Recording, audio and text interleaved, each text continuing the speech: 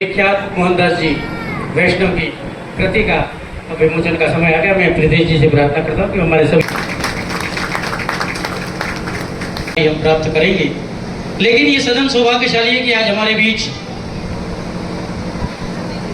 आध्यात्मिक रस से सराबोर है, क्योंकि इसमें आद्योपांत प्रारंभ से लेकर अंत तक आपकी भक्ति भावना, आपका झुकाव, आपके आध्यात्म प्रेम, आत्मीयता प्रभु के प्रति अवश्य झलक जाती है, मिल जाती है। उनकी ये काव्य रचना बहती नदियाँ के तीर देखा जाए तो वस्तुतः आध्यात्मिक रस से सराबोर है। भारतीय संस्कृति का आपने पूर्णतः दिग्दर्शन कराया है और विशेष रूप से मैंने देखा है, पुस्तक का सरसरित रूप में अध्ययन किया है। आज की दलगत राजनीति, इसमें जरा भी इसमें गंध का ऐसा समावेश नहीं है। और एक प्रकार से क्योंकि और संसार में कहते हैं ना सत्य और प्रेम, तो प्रेम का बड़ा ही सुंदर विशेष रूप से आपने निरूपण किया है। प्रेम प्रकृति से करो और प्रभु से प्रेम, जीव मात्र से प्रेम हो, करो देश से प्रेम। साहित्य मूलतः दो भावों के बीच झूलता है, भाव और अभाव।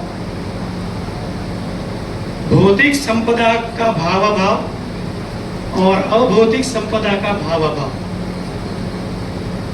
पास नहीं है दौलत तेरे तो किरदार सुदामा का रख, पास नहीं है दौलत तेरे तो किरदार सुदामा का रख, तुझे चाहने वाला कोई मोहन ही हो सकता है, तुझे चाहने वाला कोई मोहन ही हो सकता है।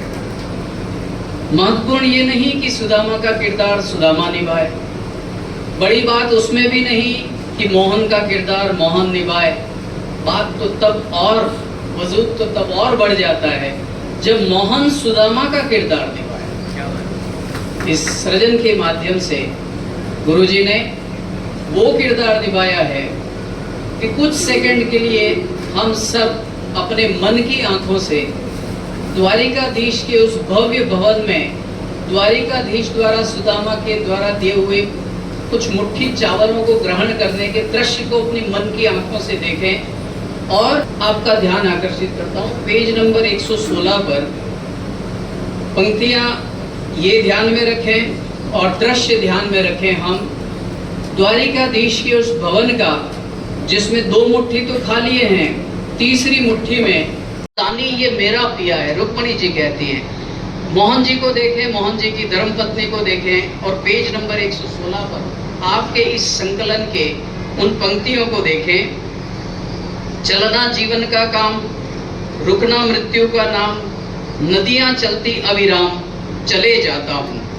प्रीत जीवन की रीत, कोई मिल जाए मीत, जिसे दे दूं ये गीत, लिखे जाता हूँ। शायद आपकी अर्धांगिनी ने, आपकी भार्या ने अपने गीत समाज को, सुधी पाठकों को, साहित्य रसिकों को देते समय तक तो धैर्य रखा होगा सर। गीत देना तो साहित्यकार की दानवीरता, उदात्त चित्त भावना, उदारता का परिचय है। लेकिन उन्होंने सोचा होगा कि इन गीतों से आगे बढ़कर अगर सृजनकार ने, रचनाकार ने, कृतिकार ने अपने 65, 70, 75 साल के गम, दर्द या अपनी उस यात्रा के कुछ कष्ट अगर दुनिया को दे दिए तो ये कंगाल हो जाएगा। इसलिए ये गम, ये दर्द, ये दुख, ये कष्ट अपने भीतर संजोए रखें। मंजिलें भी उन्हीं को मिलती हैं जिनके सपनों में जान होती है। पंख होने से कुछ नहीं होता, हौसलों से उड़ान होती है। यकीन दूसरों पे करते हैं उनको केवल शिकस्त मिलती है। जो यकीन दूसरों पे करते हैं उनको केवल शिकस्त मिलती है और तीर उनकी जुबान समझते हैं, हाथ जिनके कमान होती है। मैं बार बार सुनता था, कुछ समय तक मैं बहुत त्रस्त रहा इस बात से कि लिखी मैंने है एक आदमी चुरा के मंच पर पढ़ रहा है और तालियां इसलिए बज रही है कि सुनाई उसने, लोगों को लगता है इसीलिए लिखी होगी। अब सवाल ये था कि मैं अपने को कैसे संतुष्ट करूं।